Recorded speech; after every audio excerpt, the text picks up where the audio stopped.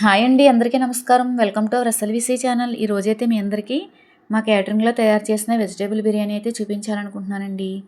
10 కేజీల బాస్మతి రైస్తో అయితే తయారు చేశారండి. దీన్ని సింపుల్గా చూపిస్తాను మీకు తయారీ విధానం.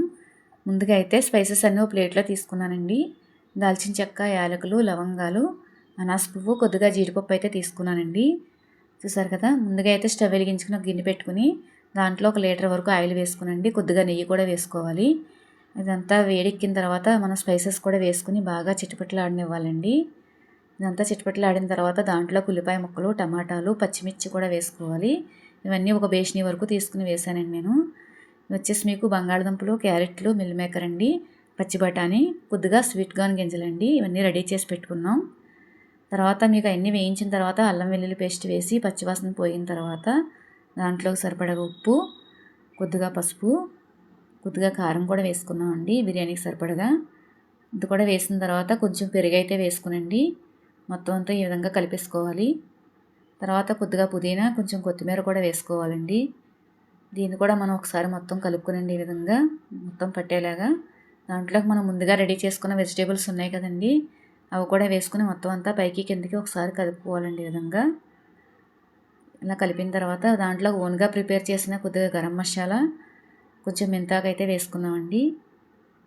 చూసారు కదా. ఇది కూడా వేసిన తర్వాత ఒకసారి కలుపుకోనండి. ఒక నిమ్మకాయనైతే రసం పిండేసుకున్నాం, 2 చెక్కలని.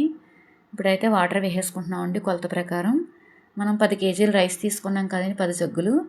మీకు వంతుకి వంతుంపావు అయితే వేసుకోవాలండి. ఎందుకంటే బాస్మతి రైస్ బాగా నానబెడతాం కాబట్టి ఎక్కువగా పట్టదండి వాటరు. ఈ విధంగా పెట్టుకుని మనం మూత పెట్టేసుకుంటే ఎసరు మరుగుతుందండి.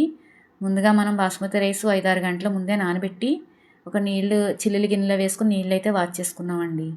అది తీసుకొచ్చి ఇలా ఎసరు మరుగుతున్నప్పుడు మనం ఆ బాస్మతి రైస్ అయితే వేసుకోవాలండి దీంట్లోని. ఈ విధంగా వేసుకుని ఒకసారి మొత్తం అంతా కలిసేలాగా కలుపుకొని ఒకసారి మూత పెట్టి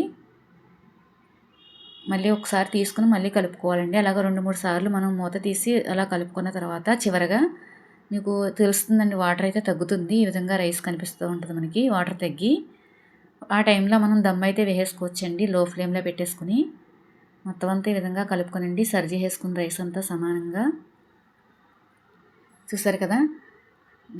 దీనిపైన కొద్దిగా నెయ్యి, కొత్తిమీర వేసుకునండి. ఈ విధంగా విస్తరాకులు కానీ అరిటాకులు కానీ పరిచేసుకునే విధంగా ఆవిరి బయటకు పోకుండా నీళ్ళు చిలకరించుకుని మూత పెట్టేసి ఏదైనా బరువు పెట్టుకునండి. ఒక అరగంట వరకు లో ఫ్లేమ్లో మనం బాగా లో ఫ్లేమ్లో కుక్ చేసుకోవాలండి.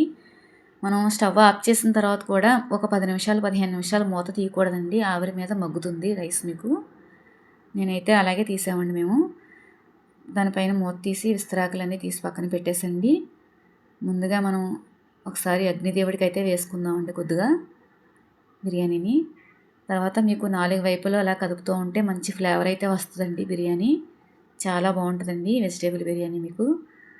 చూసారు కదండి మా వెజిటేబుల్ బిర్యానీ. దీన్ని మనం ఎవరికైతే పంపించాలనుకుంటున్నాం వాళ్ళకి వేడివేడిగా హాట్ బాక్సుల్లో అయితే తీసేస్తున్నామండి పంపించడానికి.